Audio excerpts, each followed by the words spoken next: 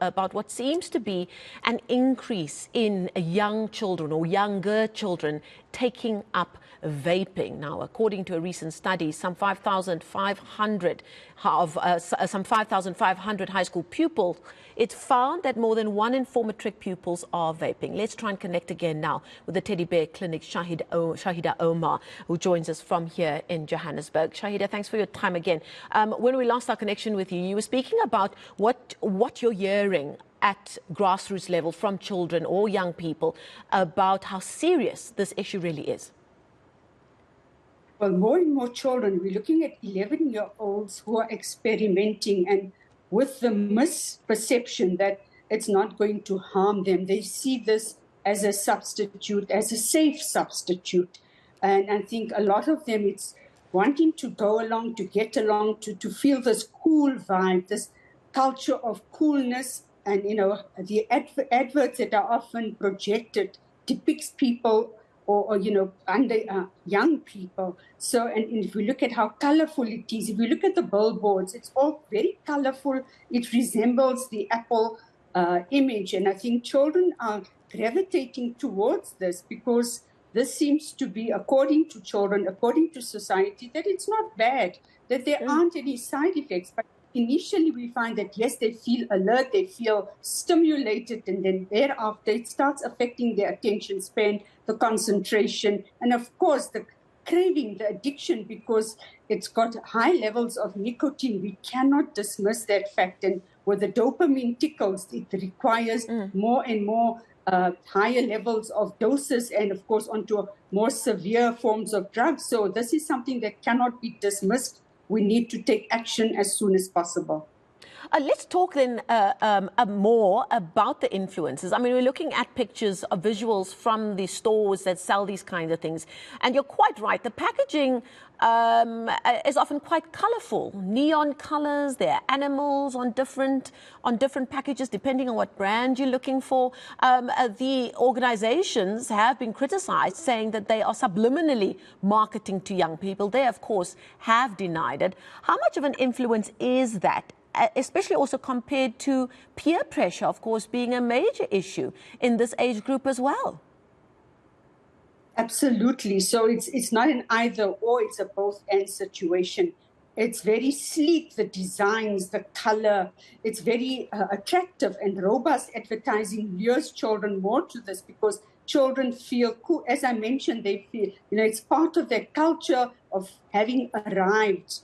And then the other thing is that, of course, if the peers are doing it, they cannot be left out because it's all about belonging and a sense of, going along to get along. They don't want to be left out. At the same time, they want to be part of the in crowd. The coolness certainly prevails. And children are likely to do what their peers are doing and are going to succumb to the pressure.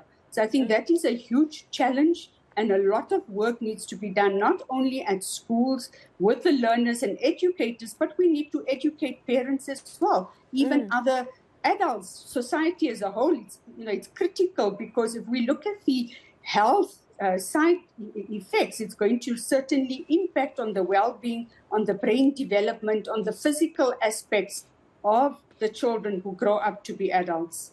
Let's talk about the role of parents here. I mean, if you think about cigarettes growing up, there were normally giveaways that those that were sneaking a cigarette at a younger age, you must make sure that perhaps your clothes don't smell of the smoke of the cigarette that you tried to sneak on your way from the bus to home or whatever the case may be. Are there signs that parents can look out for that their kids might be vaping? And like you said, are parents educated enough about how serious this vaping issue actually is? It's not a hobby that should be encouraged, should it?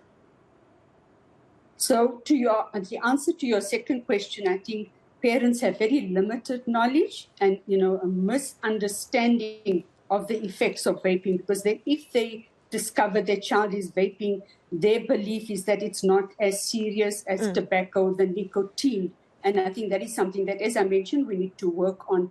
But we also need to be aware of the fact that a lot of engagement, dialogue needs to be fostered with children so that they start understanding. It's not about telling them what to do, but empowering them, enlightening them, providing them the necessary information, that the more information they have, the more likely they are in a position to make informed, positive choices. But even in terms of the effects of vaping, it's not just the physical aspects, that we've mentioned about heart, lung, the circulatory, the bones, immune system. So the signs that parents need to look out for is if their child is, repeatedly, there's recurrent colds, flus, because the immune system gets compromised. But in terms of the craving and the withdrawal symptoms of nicotine, those are the same effects, where children are going to suddenly